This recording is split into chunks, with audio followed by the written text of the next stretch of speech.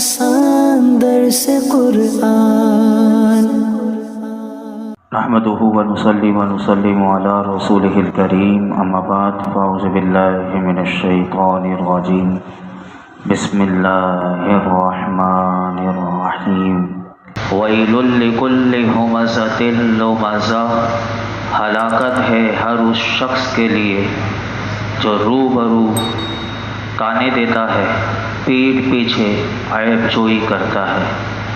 الذی جمع مالا وعددہ، جس نے مال جمع کیا اور اسے گن گن کر رکھتا ہے۔ گزشتہ کل پہلی آیت کریمہ میں آپ نے سماعت کیا تھا کہ کافروں میں یہ کمزوریاں عام تھیں کہ جہاں کسی غریب اور کمزور سے آمنا سامنا ہوتا تو اس کے منہ پر اس کو برا بھلا کہتے، کیونکہ وہ جانتے تھے کہ کمزور کی طرف سے کوئی مزاحمت یا جوابی کارروائی کا کوئی اندیشہ نہیں ہوتا تھا، اور جہاں اپنے سے طاقتور مد مقابل ہو تو اس کے سامنے اس کی تعریف بھی کی، اس کی خوشامد میں چند جملے بھی بول دیے، اور جب وہ چلا گیا تو پھر اس کی غیبت کرنا شروع کر دی کہ یہ ایسا ہے، یہ ویسا ہے، اس میں یہ عیب ہے، اس میں یہ فلاں کمزوری ہے۔ فرمایا کہ ناحق شناس لوگ، اللہ فرماتا ہے کہ اس اخلاقی کمزوری میں عموماً مبتلا ہوتے ہیں۔ دوسری آیت کریمہ میں فرمایا کہ الذی جمع مالا وعددہ، کہ جس نے مال جمع کیا اور اسے گن گن کر رکھتا ہے، یعنی فرمایا کہ دوسرے لوگوں پر زبان تان تراز کرنے کی عادت اللہ فرماتا ہے یہ اس میں ہوتی ہے، اور یہ عادت اس میں اس لیے ہوتی ہے کہ یہ بڑا مالدار اور دولت مند ہے، اسی وجہ سے مال کی وجہ سے اور دولت مند ہونے کی وجہ سے یہ اپنے آپ کو بڑا آدمی سمجھنے لگا، اور دوسرے لوگوں کو بنظر حقارت یعنی ان کو حقیر سمجھتا ہے کہ یہ غریب ہیں، ان کی میرے سامنے کیا اوقات ہے، تو انہیں حقارت کی نظر سے دیکھتا ہے۔ لیکن اللہ فرماتا ہے اس کا خود کا حال یہ ہے کہ باوجود دولت مند ہونے کے یہ بڑا کنجوس ہے۔ فرمایا کہ گن گن کر بڑی احتیاط سے اپنی دولت کو رکھتا ہے، ایک درہم بھی خرچ کرنے کی اسے ہمت نہیں ہوتی۔ تو یہاں سے علماء فرماتے ہیں اس سے معلوم ہوا کہ مال جوڑنا اور گن گن کر رکھنا یہ لوگوں کے منہ پر عیب نکالنے اور پیٹھ پیچھے برائی کرنے کے مذموم اوصاف پیدا ہونے کا ایک سبب ہے۔ ہمارے معاشرے میں مالدار لوگوں کی ایک بڑی تعداد ایسی ہے کہ جو اس مرض میں مبتلا ہیں، اللہ انہیں بھی ہدایت عطا فرمائے۔ یاد رکھیے گا کہ مال جمع کرنا اور گن گن کر رکھنا چند صورتوں میں برا ہے، ہر صورت میں برا نہیں۔ مال نہ جمع کیا جاتا تو زکوٰۃ کیسے ہوتی؟ مال جمع نہ ہوتا تو قربانی کیسے واجب ہوتی؟ تو مال جمع ہوتا ہے جبھی تو قربانی ہے، مال جمع ہو رہا ہے جبھی تو یہ زکوٰۃ ہے، مال جمع ہو رہا ہے تو جبھی تو حج کرنے جا سکتا ہے بندہ۔ اگر مال نہ ہوتا تو حج بھی فرض نہ ہوتا، مال نہ ہوتا تو پھر انسان قربانی بھی نہ کرتا، اور مال نہ ہوتا تو پھر زکوٰۃ بھی نہ دیتا۔ تو یہ بھی ایک اللہ کا نظام ہے۔ اب وہ کون سی صورتیں ہیں کہ جن میں مال جمع کرنا برا ہے؟ تو علماء فرماتے ہیں ایک تو حرام ذرائع سے مال جمع کیا جائے، یعنی حرام کا پیسہ جمع کرنا، ایک تو حرام ویسے ہی منع ہے، اور پھر حرام کا پیسہ جمع کر کر کے رکھنا، اگر رکھ کے مر گیا تو پیچھے اس کے لیے اور وبال ہو جائے گا، تو یہ جمع کرنا یہ برا ہے۔ یعنی حرام مال اس کی اولاد اگر استعمال کرے گی یا کوئی اور استعمال کرے گا تو یہ اس کے لیے مزید ہلاکت کا سبب بنے گا۔ نمبر 2، وہ مال جمع کرنا برا ہے، علماء کہتے ہیں کہ جس مال سے شرعی حقوق ادا نہ کیے جائیں، یعنی جو جہاں خرچ کرنا ضروری ہے، جہاں اللہ نے فرض کیا، جہاں واجب کیا، جو معاملات ہیں تو اگر وہ مال صرف جمع کرنے کے نیت سے گن گن کر رکھتا ہے اور نہ زکوٰۃ دیتا ہے، نہ قربانی کرتا ہے، نہ دیگر معاملات جو شرعی معاملات ہیں، نہ اہل و عیال یا بیوی کا نان نفقہ ہے، گھر والوں پر خرچ ہے، اپنی ذات پر خرچ ہے، اگر وہ نہیں کرتا بس صرف جمع کرنے کا اسے جنون ہے تو ایسا مال جمع کرنا بھی برا ہے۔ تیسرا، مال جمع کرنے میں ہی اتنا مشغول ہو جائے کہ وہ اللہ کو بھول جائے تو ایسا مال جمع کرنا بھی برا ہے۔ یعنی جس مال کو کمانے میں، جس مال کو جمع کرنے میں، گن گن کر رکھنے میں اسے اللہ یاد نہ رہے تو یہ مال سب سے برا ہے۔ اور چوتھا مال کون سا برا ہے؟ وہ مال جمع کرنا برا ہے کہ جس میں بندہ یہ سمجھے کہ یہ مال ہی میری آفتوں کو دور کرنے کا سبب ہے، کہ اگر کوئی بیماری آ گئی تو میں اس سے مال کے ذریعے دور کر دوں گا، کوئی آفت آ گئی، اب یہ مال کو حقیقت میں اس برائی کو، اس مصیبت کو، اس تکلیف کو دور کرنے کا ذریعہ سمجھے تو ایسا مال بھی برا ہے۔ اس سے کیا ہوتا ہے؟ اس سے ہوتا یہ ہے کہ بندے کا اللہ کی ذات سے توکل ہٹ جاتا ہے، اور ہمارا دین ہمیں توکل سکھاتا ہے کہ بندہ کوشش کرے اور بھروسہ اللہ کی ذات پر رکھے۔ اگر یہ مال ایک جھٹکے میں بھی جا سکتا ہے، بھروسہ اللہ کی ذات پر ہوگا تو وہ تھوڑے میں بھی برکت دے دیتا ہے۔ تو مال حقیقت میں کسی بھی آفت کو دور کرنے کا ذریعہ نہیں، نہ سبب ہے بلکہ ایک ذریعہ ہے، لیکن مسبب الاسباب اللہ کی ذات پر ہمیشہ بندے کو نظر رکھنی چاہیے۔ تو یہ ہم نے اس آیت کریمہ سے سیکھا۔ آگے سنیے، فرمایا یحسب ان مالہ اخلدہ، فرمایا کہ کیا وہ سمجھتا ہے کہ اس کا مال اسے دنیا میں ہمیشہ رکھے گا؟ کلا لینبذن فی الحطمہ، اللہ فرماتا ہے ہرگز نہیں، وہ ضرور ضرور چورا چورا کر دینے والی میں پھینکا جائے گا۔ وما ادراک ما الحطمہ، اور تجھے کیا معلوم کہ وہ چورا چورا کر دینے والی کیا ہے؟ پھر خود ہی بتا دیا، نار اللہ الموقدہ، وہ اللہ کی بھڑکائی ہوئی آگ ہے، التی تطلع علی الافئدہ، وہ جو دلوں پر چڑھ جائے گی۔ اللہ اکبر، انہا علیہم مؤصدہ، بے شک وہ ان پر بند کر دی جائے گی، فی عمد ممددہ، لمبے لمبے ستونوں میں۔ اللہ اکبر، اللہ فرماتا ہے کہ وہ جو شخص مال جو جمع کر کے گن گن کر رکھتا ہے اور وہ یہ سمجھتا ہے کہ یہ خیال کرتا ہے کہ اس کے مال نے اسے لافانی بنا دیا ہے، یعنی وہ سمجھتا ہے کہ اس دولت اس کے پاس ہے تو موت کا فرشتہ بھی اس کے قریب نہیں پھٹکے گا، اور وہ اسی طرح ساری زندگی اسی کر و فر کے ساتھ، عیش و عشرت کے ساتھ ہمیشہ زندگی گزارتا رہے گا۔ اللہ فرماتا ہے وہ اس غلط فہمی میں مبتلا ہے۔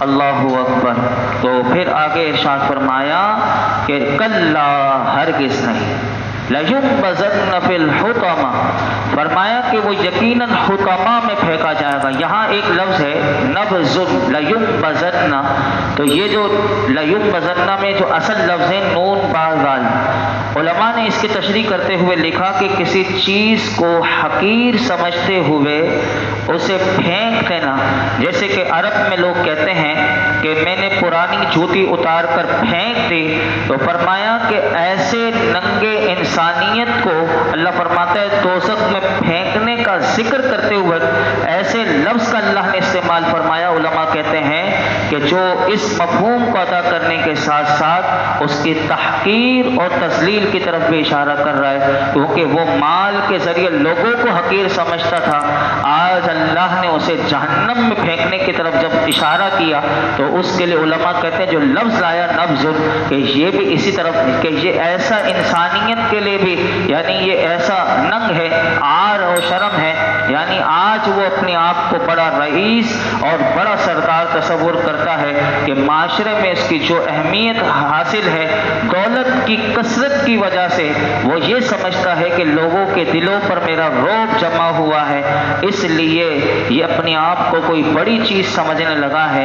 اللہ فرماتا ہے لیکن یہ خداوند کریم کے نزدیک یہ پھٹی ہوئی پرانی جھوٹی سے بھی زیادہ حقیر ہے، یعنی یہ شخص جو ہے جیسے پھٹی پھٹی ہوئی پرانی جھوٹی کی کوئی حیثیت نہیں ہوتی۔ فرمایا اس کی حیثیت اللہ کے نزدیک یہ ہے۔ اور پھر اللہ رب العالمین نے ارشاد فرمایا کہ وہ حطمہ میں پھینکا جائے گا۔ اور تجھے کیا معلوم کہ وہ حطمہ کیا ہے؟ تو حطمہ حطم سے ہے، علماء کہتے ہیں کہ اس کا لغوی معنی ہے توڑ ڈالنا، پیس ڈالنا، ریزہ ریزہ کر دینا۔ فرمایا کہ یہ دوزخ کے ایک طبقے کا نام ہے حطمہ، کہ جس کی آگ فرمایا کہ اتنی تیز ہوگی کہ جو چیز بھی اس میں پھینکی جائے گی آنے واحد میں وہ آگ کی تپش اتنی زیادہ ہوگی کہ فرمایا کہ جب بندے کو پھینکا جائے گا تو ایک لمحے میں فرمایا کہ اسے پیس پیس کر رکھ دے گی اور اس کے جسم کے پرزے پرزے چورا چورا کر کے اس کو اڑا کر رکھ دے گی۔ اللہ اکبر۔ اس حطمہ کی مزید تشریح یہ کی کہ اللہ رب العالمین نے خود ہی اس حطمہ کے بارے میں فرمایا کہ تجھے کیا معلوم کہ وہ چورا چورا کر دینے والی کیا ہے؟ تو خود ہی بتا دیا کہ وہ اللہ کی بھڑکائی ہوئی آگ ہے۔ اور فرمایا کہ نار اللہ الموقدہ، کہ وہ جو دلوں پر چڑھ جائے گی، یعنی فرمایا کہ جس کی آنچ اتنی ہوگی کہ جو دلوں تک پہنچ جائے گی۔